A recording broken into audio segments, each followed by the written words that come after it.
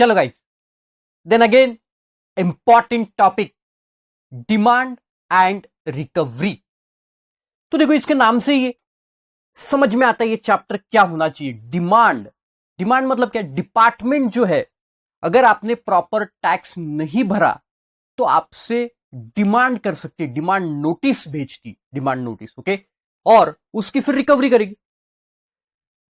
अगर excuse me, अगर ये नोटिस का आप रिप्लाई नहीं करेंगे तो उसकी क्या होगी? रिकवरी होगी। Simple as that, right? तो देखो ये प्रोसीजर क्या होता है मैं आपको समझाता हूं। पहले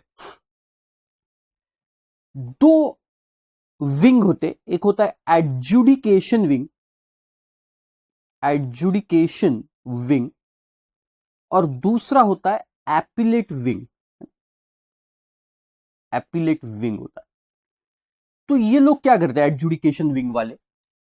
आपको शोकॉज नोटिस भेजते, राइट? फिर ये शोकॉज नोटिस, शोकॉज में क्या लिखा हुआ रहता है? क्यों ना आपसे इतनी डिमांड रिकवर की जाए। या अब आप बताओ, burden of proof is on you, now you tell us. क्यों ना आपकी मतलब ये सब कैलकुलेशन करने के बाद ये आपको बोले क्यों ना आपसे इतना अमाउंट रिकवर किया जाए। और फिर इसके बाद इश्यू होता है गाइस डिमांड ऑर्डर। ध्यान से सुनिए सीक्वेंस, ये सब काम में आएगा। डिमांड ऑर्डर, और ये डिमांड ऑर्डर इश्यू होने के बाद वो बोलते हैं कि भाई ये 30 डेज में आप, जिस दिन डिमांड ऑर्डर इश्यू हुआ वहां से 30 डेज में आप अपना पेमेंट करवा दो, जो भी है। शोकॉज नोटिस में शोकॉज नोटिस आपको दी, फिर आपकी हियरिंग सुना हमने, और उसके बाद हमने ये डिमांड ऑर्डर बनाया। अगर आपने ये 30 डेज में पे नहीं किया तो फिर हम आपके रिकवरी प्रोसीडिंग्स चालू कर देंगे। रिकवरी प्रोसीडिंग, अरे समझ में आया? मतलब डिमांड पहले करेंगे हम आपसे, बट अगर आप वो फुलफिल नहीं करते हो तो फिर हम आपसे रिकवरी प्रोसीडिंग्स शुरू कर देंगे। तो सेक्शन 79 वगैरह में ये रिकवरी प्रोसीडिंग्स दी है।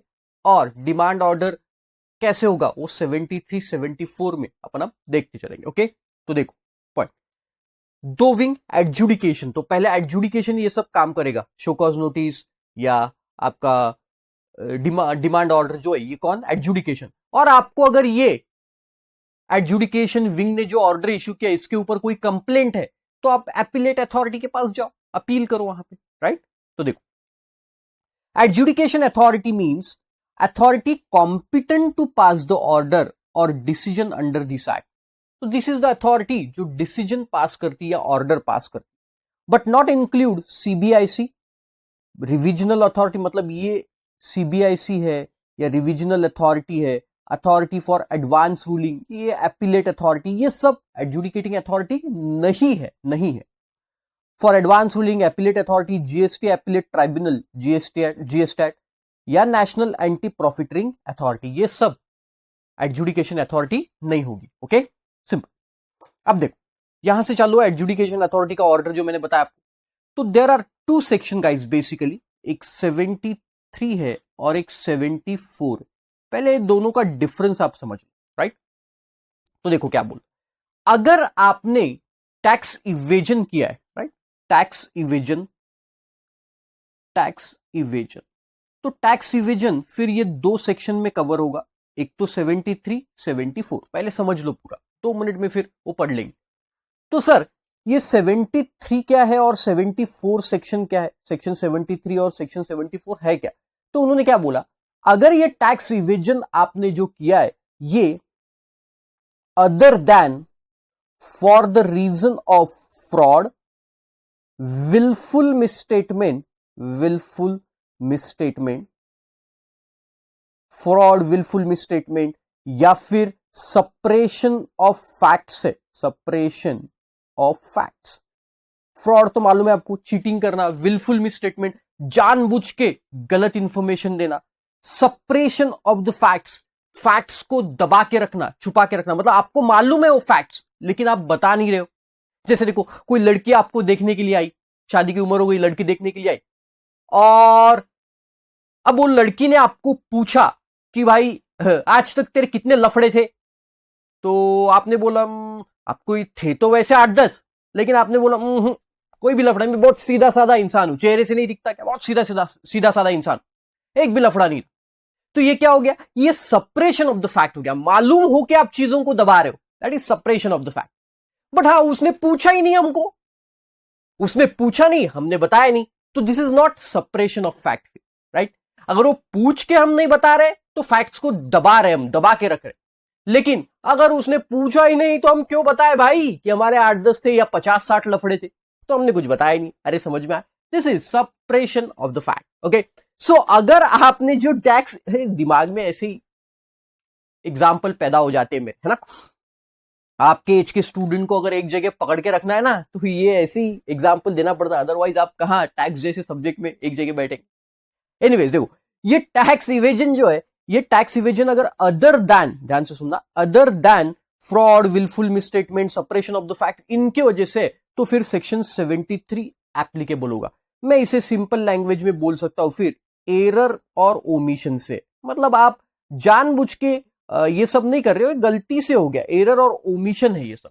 ओके, लेकिन अगर ये फ्रॉड, विलफुल मिसस्टेटमेंट, आपने ये जानबूझ के किया, विलफुल मिसस्टेटमेंट या सप्रेशन ऑफ फैक्ट से, तो फिर ये चले जाएगा 74 में। So if any tax has been evaded for the reason other than fraud, wilful misstatement, suppression of the fact, और I can called it as error और ओमिशन, तो फिर आप 73 में जाएंगे। But if any tax has been evaded for the reason of fraud, wilful misstatement, suppression of the fact, तो फिर हम चले जाएंगे इधर। अरे समझ में आया आपको? तो आपने टैक्स इवेड किया मतलब शॉर्ट पे किया या टैक्स पे ही नहीं किया, है ना। शॉर्ट पे समझते हैं आपको, जैसे आपने 1 लाख रुपए का सप्लाई किया गुड्स का, 18,000 उसके ऊपर जीएसटी कलेक्ट किया एट द रेट ऑफ 18,000। अब ये 18,000 गवर्नमेंट को भरना है, बट आपने भरा 9,000 ही, that is short paid. We can call it as short paid. Not paid मतलब पूरा ही नहीं पे किया 18,000, दैट इज नॉट पेड। तो ये टैक्स इवेडेड हो गया। अब ये आपने ये 2 रीजन से किया, तो आप कौन से सेक्शन में आएंगे, तो आप फंस जाए। ओके, तो ये थोड़ा सा पेनल्टी वगैरह यहां पे नहीं लगती या कम लगती है एरर ओमिशन वाले केस में या अदर देन फ्रॉड वाले केस में, बट यहां पे 100% तक पेनल्टी जाती है गाइस, राइट। तो चलो देखते हैं। देखो एडजुडिकेशन, देखो 73 of CGST act, tax evasion for the reason other than fraud, wilful misstatement और सप्रेशन ऑफ द फैक्ट। और 74 में देखो tax evasion for the reason of fraud, wilful misstatement और सप्रेशन ऑफ द फैक्ट। अरे समझ में आया? अब देखो, अगर ये चीजें हैं तो ध्यान से सुनना। अब हम 2 चीजें देखें अभी, राइट। तो 73 में आपको ऑर्डर कब पास करना है?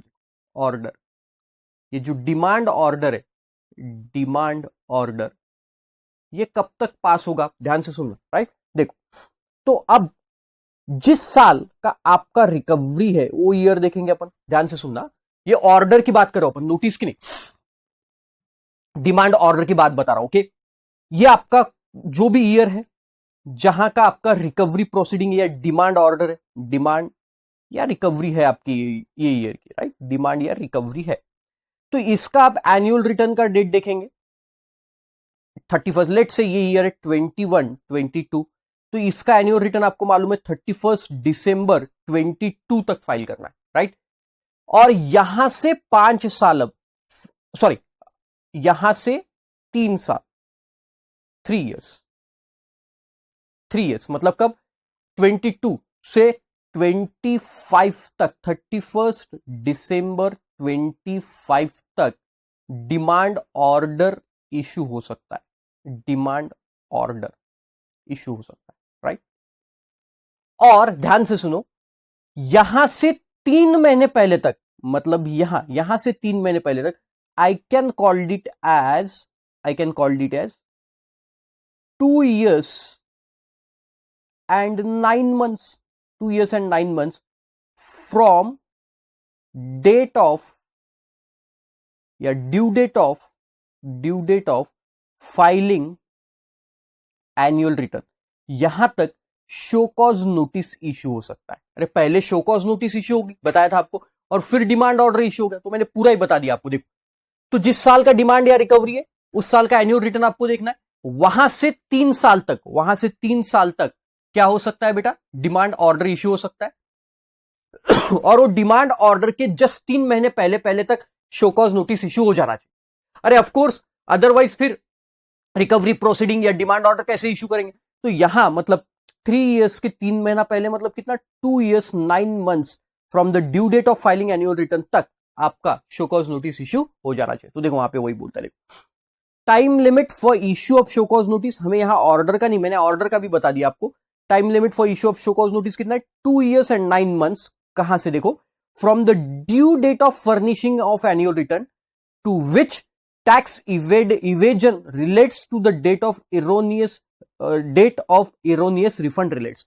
मतलब क्या कि जिस साल का आपका ये टैक्स इवेडेड है, डिमांड रिकवरी या टैक्स इवेडेड है, या आपने कोई इरोनियस रिफंड लिया, मतलब गलत डॉक्यूमेंट शो करके आपने रिफंड लिया, तो आपसे वो रिफंड भी रिकवर करना पड़ेगा, टैक्स इवेजन, और I can call it as erroneous refund लिया अगर आपने, तो जिस साल का वो है वहां से उसके एनुअल रिटर्न के डेट से, ड्यू डेट से 2 years and 9 months तक। तो आप सिंपल डिमांड ऑर्डर का अगर डेट याद रखेंगे तो 3 years है, उसके 3 महीने पहले, मतलब 2 years and 9 months। ओके, ये ध्यान रखना एनुअल रिटर्न के डेट से है ना, this is due date of annual return. Okay great.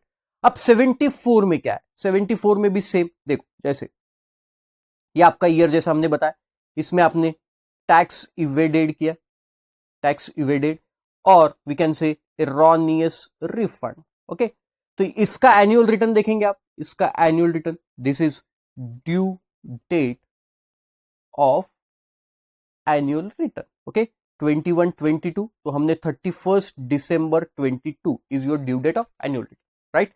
यहां से अब फ्रॉड वाले केस में गाइज उन्होंने टाइम बढ़ा दिया डिपार्टमेंट के लिए कि आप ऑर्डर इश्यू कर सकते हो। देखो ध्यान दो, ऑर्डर है ना, डिमांड ऑर्डर इश्यू कर सकते हो, बोलो 5 years तक, 5 years तक, 5 years तक डिमांड ऑर्डर। ऊपर कितने ईयर्स तक है?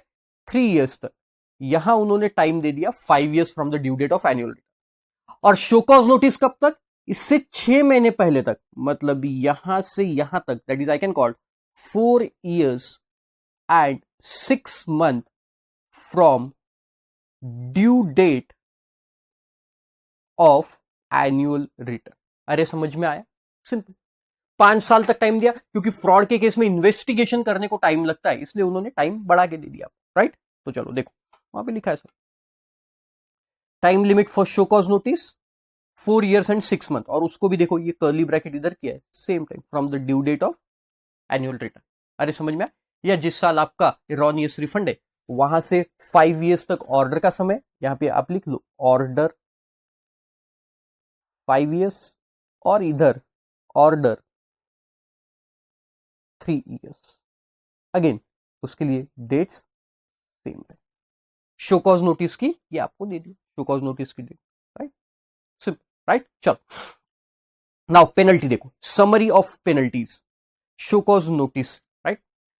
अब पेनल्टी कितनी लगेगी आपको, ध्यान से सुनना। तो ये जो अदर देन फ्रॉड वाला केस है ना, इसको इतना सीरियस नहीं मानते, है ना, कि भाई आप भूल गए, एरर ओमिशन हो गया। आपसे बहुत बार होता है कि अकाउंटेंट ने एंट्री करते समय गलत एंट्री मार दी, एरर ओमिशन, लेकिन आपको पता होने के बाद फ्रॉड किया, चीट किया आपने, तो फिर आपके ऊपर 100% पेनल्टी लगना ही चाहिए, बिल्कुल लगना चाहिए। तो देखो क्या पेनल्टी के क्लॉजेस है, तो उन्होंने क्या बोला, देखो मान के चलो कि आपके ऊपर अभी तक शो कॉज नोटिस इश्यू ही नहीं हुआ, लेट्स से दिसंबर महीने की कोई डिमांड थी, पहले अदर देन फ्रॉड वाला केस दिख रहा है ना, मतलब एरर ओमिशन वाला, अदर देन फ्रॉड वाला बता रहा हूं मैं। तो मान के चलो कि आपके ऊपर कोई केस ही दिसंबर महीने में आपने कोई गलती कर दी, डिमांड नहीं भरी, मतलब टैक्स नहीं भरा, छूट गया आपसे भरना। जनवरी महीने में आपके खुद के ध्यान में आया कि अरे यार दिसंबर महीने में हमने टैक्स कम भर दिया, तो फिर आप खुद जाके वॉल्यूंटरीली वो टैक्स पे कर सकते हो। तो आई कैन कॉल, अगर मैंने voluntarily before the issue of show cause notice ये टैक्स भर दिया, बिफोर इश्यू, और ये एरर ओमिशन की वजह से, तो भाई मैं टैक्स भी पे कर रहा हूं, और उसके साथ साथ जो 1 महीने का इंटरेस्ट है वो भी पे कर दूंगा। Of course interest is statutory liability, interest पे करना ही पड़ेगा। तो अगर मैं टैक्स और इंटरेस्ट पे करता हूं before issue of show cause notice, तो मेरे ऊपर ना ही कोई शो कॉज नोटिस इश्यू होगी और ना ही कोई पेनल्टी लगेगी। तो देखो वहां पे लिखा है बिफोर टैक्स पेड, बिफोर लिख लो, विथ इंटरेस्ट भी लिख लो यहां पे, with interest, tax paid with interest before issue of show cause notice, then no show cause notice if paid, अगर आपने पेड कर दिया तो नो शो कॉज नोटिस, और उसी के आगे लिख लो नो पेनल्टी ऑल्सो, पेनल्टी भी कुछ नहीं, राइट। ये किसकी बात चल रही है? 73 सेक्शन की बात चल रही है, ओके।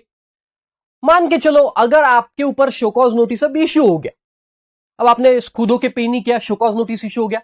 अब शो कॉज नोटिस इश्यू होने के 30 दिन तक, 30 डेज तक अगर आपने पे किया, जो डिमांड शो कॉज नोटिस में आपको बोला क्यों ना आपके ऊपर इतनी डिमांड खड़ी की जाए, और वो अगर आपने पे कर दिया within 30 days with interest, तो भी आपको कोई पेनल्टी नहीं लगेगी। देखो, within 30 days from the date of issue, days of show cause notice, then proceedings deemed to be completed. अगर आपने टैक्स पे कर दिया with interest within 30 days from the show cause notice, again no penalty.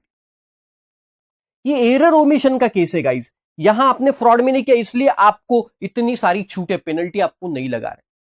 तो before issue of show cause notice अगर आपने pay कर दिया तो भी पेनल्टी नहीं, शो कॉज नोटिस आ गई और उसके 30 दिन में पेमेंट कर दिया तो भी कोई पेनल्टी नहीं। लेकिन अब देखो क्या बोलता है, अगर आपके ऊपर शो कॉज नोटिस इश्यू हो गया, आपने 30 दिन के अंदर भी पेमेंट नहीं किया, तो फिर आपके ऊपर डिमांड ऑर्डर इश्यू हो जाता है, राइट। डिमांड ऑर्डर इश्यू हो जाएगा, और डिमांड ऑर्डर इश्यू होने के विद इन 30 डेज आपने पेमेंट किया, ध्यान से सुनना। अब कहां से?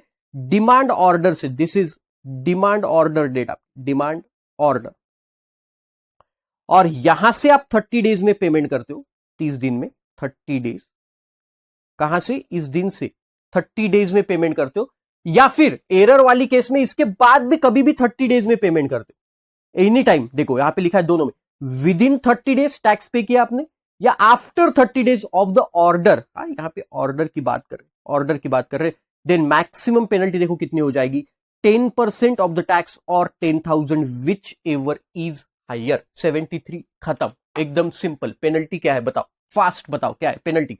सर अगर शो कॉज नोटिस इश्यू होने की है और हमने पेमेंट कर दिया पहले, नो पेनल्टी, टैक्स और इंटरेस्ट पे करना पड़ेगा। शो कॉज नोटिस इश्यू हो गया 30 डेज के अंदर अगर आपने पेमेंट कर दिया तो कोई बात ही नहीं, फिर भी पेनल्टी नहीं है आपके ऊपर, राइट। अब आपके ऊपर ऑर्डर इश्यू हो गया, ऑर्डर इश्यू हो गया, ऑर्डर इश्यू होने के बाद अगर 30 दिन में पेमेंट करते हो या 30 दिन के बाद कुछ भी करो, तो फिर आपको 10% ऑफ द टैक्स और 10,000 विच एवर इज हायर। अरे समझ में आया?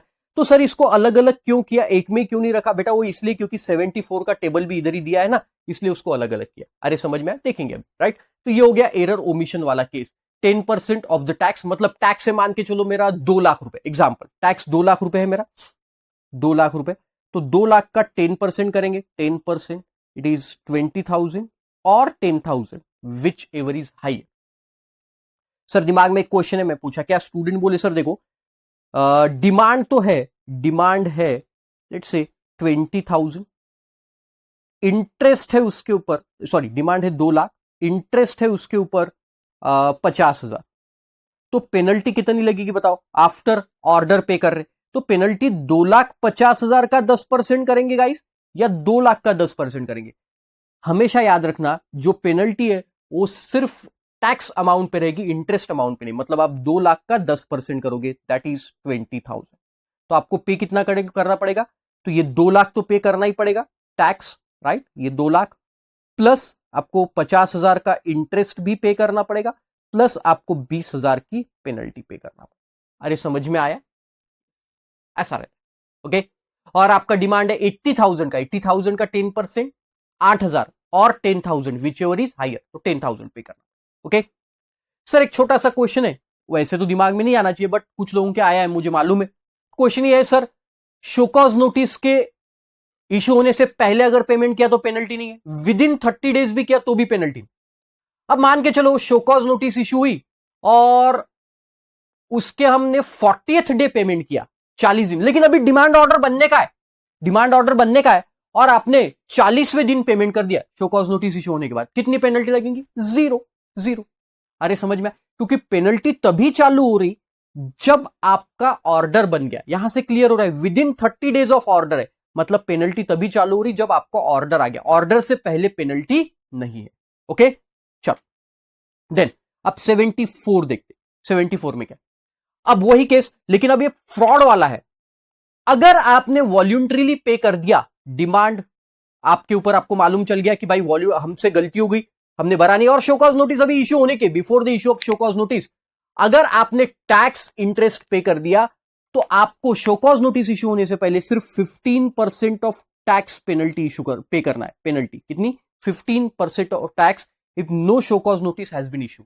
नो शो कॉज नोटिस, समझ में आया? तो आप 15% ऑफ टैक्स कर दो इंटरेस्ट के साथ में, मतलब टैक्स अगर 2 लाख है तो 2 लाख का 15% करना, इंटरेस्ट मिला के नहीं, 15%। Okay, then within 30 days show cause notice issue हो गया और उसके 30 दिन के अंदर अंदर आपने पेमेंट कर दिया शो कॉज नोटिस के 30 दिन के अंदर, तो आपको पेनल्टी है गाइस 25%, शो कॉज नोटिस के विद इन 30। अब आपके ऊपर ऑर्डर इश्यू हो गया और ऑर्डर के अगर आप 30 दिन के अंदर पेमेंट करते हो, ऑर्डर डिमांड ऑर्डर मैंने बताया था, पहले नोटिस फिर ऑर्डर, तो ऑर्डर के 30 डेज में पेमेंट करते हो तो 50% ऑफ द टैक्स पेनल्टी है, 50% ऑफ द टैक्स। और अगर आफ्टर 30 डेज करते हो, डिमांड ऑर्डर निकलने के बाद 30 डेज तक, तो जितना टैक्स उतनी पेनल्टी। 15, 25, 50, 100, 15, 25, 50, 100। अरे समझ में आया? यस, बिल्कुल, है ना? और person to inform the proper officer in form DRC 03, ये फॉर्म रहता है गाइस, ये फॉर्म याद रखो, जिसमें DRC 03 में आपको वॉल्यूंटरीली पेमेंट करना है, वॉल्यूंटरीली। तो ये पेमेंट जो इंटरेस्ट पेनल्टी का, ये सब आपको DRC 03 के थ्रू करना पड़ेगा और प्रॉपर ऑफिसर को इन्फॉर्म करना पड़ेगा, साहब मैंने ये सब पेमेंट करवा दिया है तो मेरा प्रोसीडिंग ड्रॉप करवा, और उसका एक्नॉलेजमेंट मिलेगा आपको DRC 04। मतलब जैसे ही आप DRC 03 फाइल करते हो, आपके पोर्टल पे DRC 04 इश्यू हो जाता है, शोइंग कि ये आपने डिमांड जो पे किया वो करेक्ट है, या फिर आपने डिमांड पे किया उसकी एक्नॉलेजमेंट, करेक्ट नहीं, एक्नॉलेजमेंट है। Okay, so this is all about penalty. 15, 25, 50, 100 show cause notice के पहले अगर पे किया वॉल्यूंटरीली फ्रॉड के केस में तो 15% पेनल्टी है। अगर शो कॉज नोटिस इश्यू हो गया और उसके 30 दिन में किया तो 25%। डिमांड ऑर्डर के बाद 30 डेज तक पे करते हो, डिमांड ऑर्डर इश्यू होने के बाद 30 डेज तक तो 50%, और 30 डेज हो जाते डिमांड ऑर्डर के बाद तो फिर 100%। ओके, तो ग्रेट। नाउ अभी आपको छोटे छोटे पॉइंट्स दिए, ये समझा देता हूं मैं, फटाफट देखो। Show cause notice is given to the person before raising the demand. देखो मैंने बताया था, पहले शो कॉज नोटिस और फिर डिमांड ऑर्डर आएगा।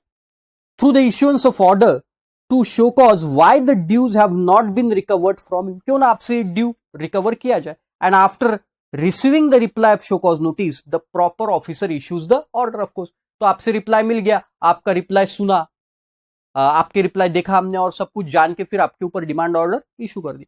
Then proper officer to issue the notice and upload the summary in DRC 01 on portal. ये जो शो कॉज नोटिस है ये आपके GST लॉगिन पोर्टल पे आती है, नोटिसेस जो उसका एक अलग कॉलम है, तो ये शो कॉज नोटिस आपके कौन से फॉर्म में आएगी? DRC 01 पोर्टल पे दिखेगी, आप लॉगिन करोगे तब इमीडिएट दिख जाएगी।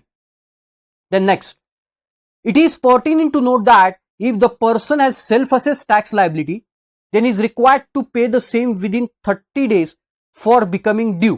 Otherwise, the penalty will be levied even if it is paid before the issue of show cause notice or paid within 30 days of issuance. मतलब क्या गाइस, ध्यान से सुनना। अगर आप सेल्फ असेस टैक्स लाइबिलिटी आपने की, then he is required to pay the same within 30 days. आपको मालूम है, भले ही एरर का केस है, भले ही एरर ओमिशन का केस है, ध्यान से सुनना, एरर और ओमिशन का केस है, और अगर आपने सेल्फ असेस्ड कर ली लाइबिलिटी, सेल्फ असेस कि भाई हमारी लाइबिलिटी इतनी आ रही, फलानी फलानी लाइबिलिटी आ गई, तो वो लाइबिलिटी आप 30 डेज के अंदर पे कर दो, क्योंकि आपने खुद ही असेस किया, आपको मालूम है कि ये, ध्यान से सुनना मैं क्या बोल रहा हूं भैया, बहुत इंपॉर्टेंट बात बता रहा हूं। आपने सेल्फ असेस्ड कर लिया लाइबिलिटी कि भाई हमसे गलती हो गई थी, लास्ट मंथ में हमसे गलती हो गई थी, और ये एरर ओमिशन की वजह से हमारा लास्ट मंथ का जो टैक्स अमाउंट था वो हमसे इवेड हो गया था, छूट गया था भरना। अब ये आपके ध्यान में आ गया, तो वहां से सेल्फ असेस जब हुआ, वहां से 30 डेज के अंदर अंदर आप उसको पे कर दो। अगर आपने वो पे नहीं किया, तो हम ऐसा मानेंगे गाइज कि अब ये जो केस है, ये एरर ओमिशन वाला नहीं, ये फ्रॉड वाला केस है, ये सप्रेशन वाला केस है, क्योंकि आपको चीजें मालूम थी, आपने सेल्फ असेस्ड कर लिया था चीजें मालूम थी लेकिन फिर भी आपने पे नहीं की, मतलब अब ये फ्रॉडुलेंट वाला केस है, सप्रेशन वाला केस है, विलफुल मिसस्टेटमेंट वाला केस है, अब आपके ऊपर पेनल्टी लगेगी अकॉर्डिंग टू सेक्शन 74।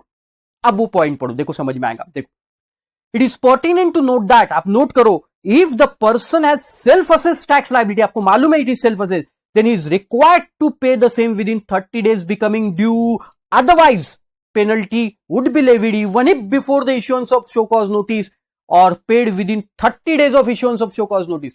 जैसे एरर ओमिशन में तो हमें माफ था before 30 days of show cause notice या within up to 30 days of show cause notice तक, लेकिन अब वैसा नहीं होगा गाइज, क्योंकि सेल्फ असेस क्या मतलब आपको मालूम है, तो अगर आपको मालूम है तो आपको अब उसको पे करना पड़ेगा, अदरवाइज वो 74 में वो लोग काउंट करेंगे। अरे समझ में आया? Simple. The provision of section 73(11) मतलब जो हमने अभी देखा पेनल्टी के प्रोविजंस और ऑर्डर के provision of the CGST act invoked only when the provision of 73 are invoked. The provision of 73 of CGST act are generally not invoked in case of delayed filing of the return of GSTR 3B because tax along with applicable interest has already been paid, but after the due date of the payment of such a tax, it is accordingly clarified by the notification circular जो भी दिया है। देखो क्या है, मैं समझाता हूं आपको। देखो नॉर्मल, देखो ध्यान दो, ये जो पेनल्टी के प्रोसीडिंग्स है, ये पेनल्टी प्रोसीडिंग्स जो हमने देखा, ये प्रोसीडिंग्स हमेशा याद रखना, ये तब चालू हो गए अगर केस हमारा रिकवरी या डिमांड में फंस गया, डिमांड रिकवरी में फंस गया ना, तो ही ये पेनल्टी के प्रोसीडिंग्स शुरू हो गए। मतलब 73(11) में जो ये प्रोसीडिंग्स है ये तभी इन्वोक होंगे, मतलब लगेंगे, इन्वोक होना मतलब चालू होना, जब ये डिमांड एंड रिकवरी का केस होगा। मतलब आपका केस अगर 73 और 74 में है तो ही ये डिमांड रिकवरी के प्रोसीडिंग्स के केस में ही आपकी पेनल्टी के प्रोसीडिंग्स लगेंगे आपको, राइट? मतलब क्या सर, आप नॉर्मल डिमांड मतलब नॉर्मल रेगुलर रिटर्न भरते हो आप, राइट? आपको मालूम है, हमने रिटर्न चैप्टर में देखा, जीएसटीआर 3B के थ्रू आप आउटपुट टैक्स लायबिलिटी भरते हो, है ना? जीएसटीआर 3B के थ्रू आप आउटपुट टैक्स लायबिलिटी भरते हो। तो ये जो रेगुलर आप रिटर्न भर रहे हो भाई, अब हो सकता है कि लास्ट 2-3 महीने पहले हमारा एक सप्लाई छूट गया जिसके ऊपर टैक्स भरना था, या पिछले महीने का कोई सप्लाई छूट गया जिसके ऊपर टैक्स भरना था। तो ये तो रेगुलर जो रिटर्न आप फाइल कर रहे हो, इसके लिए आपको पेनल्टी नहीं है। इसके ध्यान से सुनना, ये क्या बोल रहा हूं, इसके लिए पेनल्टी नहीं। ये पेनल्टी कब लगेगी? अगर आप ये 73-74 के रिकवरी प्रोसीडिंग्स में आएंगे तो ही ये पेनल्टी के क्लॉज इन्वोक्ड हो जाए। ये रेगुलर जो रिटर्न फाइलिंग है उसमें अगर आपकी कोई डिमांड छूटती है तो आप उसको इंटरेस्ट के साथ तो वैसे भी भर देते हो, इंटरेस्ट के साथ आपको भरना ही पड़ता है, tax plus interest, GSTR 3B के, राइट? तो फिर इसमें पेनल्टी लगने का आपको कोई सवाल नहीं उठता, इसमें पेनल्टी नहीं लगेगी। अरे समझ में आया? तो ये तब इन्वोक्ड होंगे अगर ये डिमांड रिकवरी के मतलब शो कॉज नोटिस अगर उसके रिगार्डिंग इश्यू होता है तो फिर ये सब चालू होगा, राइट? अदरवाइज आपको ये सब प्रोविजंस एप्लीकेबल नहीं होगा। If the demand raised is not paid within 3 months from the date of order, then recovery proceedings will be initiated under section 78.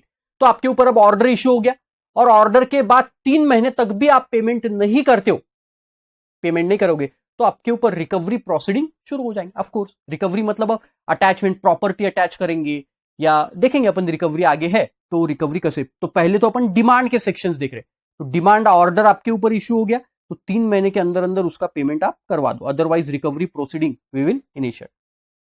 ये ऑलरेडी बता दिया। Suppression means non declaration of the fact which is statutorily required to be declare in the return. वो लड़की का example दिया था मैंने आपको, राइट? सप्रेशन, दबा के रखना फैक्ट्स को। And if the supplier is making the payment of taxes under forward charge due to fraud, wilful misstatement, suppression of the fact, then no input tax credit will be available to the recipient. मतलब क्या बेटा कि अगर देखो, हाँ, ये है mister x और ये मिस्टर वाई, तो मिस्टर एक्स ने मिस्टर वाई को कोई गुड्स बेचे, फॉरवर्ड चार्ज में टैक्स है, मतलब टैक्स किसे भरना पड़ेगा? मिस्टर एक्स को। अब ये मिस्टर एक्स अगर फ्रॉड कर रहा है या विलफुल मिसस्टेटमेंट देखा हमने या सप्रेशन वाला केस देखा, इसके अंडर टैक्स भर रहा है कोई गुड्स पे, इसके अंडर डिपार्टमेंट ने इसके ऊपर शो कॉज नोटिस इशू किया और ऑर्डर में ये सेक्शन में टैक्स भर रहा है, तो इस बंदे को आईटीसी नहीं मिलेगा, मतलब उन्होंने बोला कि रेसिपिएंट आप देख के खरीदना कि आपका जो सप्लायर है ये चीटेड तो नहीं है, मतलब फ्रॉडुलेंट तो नहीं है, या वो ऐसा काम तो नहीं कर रहा है जिसके मतलब जो गलत काम कर रहा है, जो डिपार्टमेंट के रेवेन्यू के इंटरेस्ट के अगेंस्ट में काम कर रहा है, तो फिर आप भी उसका आईटीसी नहीं ले पाओगे। भले ही आपने परचेस किया है उससे, आपने टैक्स भी उसको पे किया है, बट उसका आईटीसी आप क्लेम नहीं कर पाओ। राइट, देखो वही दिया। ओके, सिंपल सिंपल पॉइंट है, एक बार अभी के अभी गो थ्रू करो, लेक्चर को पॉज करो और गो थ्रू करो। अब ये फॉर्म्स के नाम है, मैं पढ़ के बता देता हूं 2 मिनट में आपको, फटाफट देखो। डीआरसी 01 में मैंने बताया था समरी नोटिस इशू होती है, आपके लॉगिन पोर्टल पे दिखेगा। ये इशू होने से पहले देखो, शोकॉज नोटिस इशू होने के पहले आपको एक हिंट देता है, देखो 1A01 क्या बोलता है, proper officer before serving show cause notice shall communicate the details of dues payable under section 73 और 74 in DRC 01A part A of registered person to communicate the payment detail. तो और पेमेंट किसमें, डीआरसी 01A के part B में payment made करना। तो कितना करना है, क्या करना है, इसकी डिटेल शोकॉज नोटिस इशू होने से पहले भी आपको एक हिंट दी जाती है, 73 74 की शोकॉज नोटिस इशू होने से पहले। फिर डीआरसी 02 में क्या होता है, summary of a statement specifying the details of amount payable, कितना अमाउंट पेएबल है आपको, and the proper officer instead issuing the detailed notice of such a period serve the statement, statement ही पूरा सर्व करेगा। डीआरसी 03 में आपको payment करना है वॉल्यूंट्री, मैंने बता दिया था ऊपर, intimation by a person of voluntary payment of tax interest before the issue of statement within 30 days from the notice. ये देखो अपन ने देखा था यहाँ कि आप ऑफिसर को बता दो डीआरसी 03 में पेमेंट करके वॉल्यूंट्री हमने कर दिया है, राइट। और फिर डीआरसी 04 में वो एक्नॉलेजमेंट इशू करेंगे हमको कि हाँ आपका पेमेंट मिल गया, एक्सेप्ट हो गया। डीआरसी 05 में ऑर्डर कंक्लूडिंग द प्रोसीडिंग, ये डिमांड ऑर्डर है, डिमांड ऑर्डर डीआरसी 05 में इशू होता है। ओके, और इसके विद इन 30 डेज वगैरह आपको पेमेंट करना है। 06 में order to be issued by proper officer if the person files the reply और रिप्रेजेंटेशन, अगर हमने कोई रिप्लाई वगैरह दिया तो ये डीआरसी 06 में आएगा।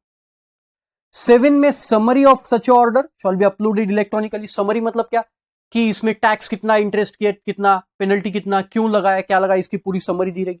एंड 8 में रेक्टिफिकेशन, अगर ऑर्डर में कोई एपियरेंट मिस्टेक है तो उसको फिर क्या हो सकते, रेक्टिफिकेशन भी करवा सकते, तो रेक्टिफिकेशन उसके बाद कर सकते। Okay, so guys this is a basic about demand and recovery जो मैंने बताया। दो सेक्शन 73 74, ये जो शोकॉज नोटिस है ये सेक्शन 73 74 की है, और डिमांड ऑर्डर भी उसका, और ये कब कब इशू करना ये आपको बताया।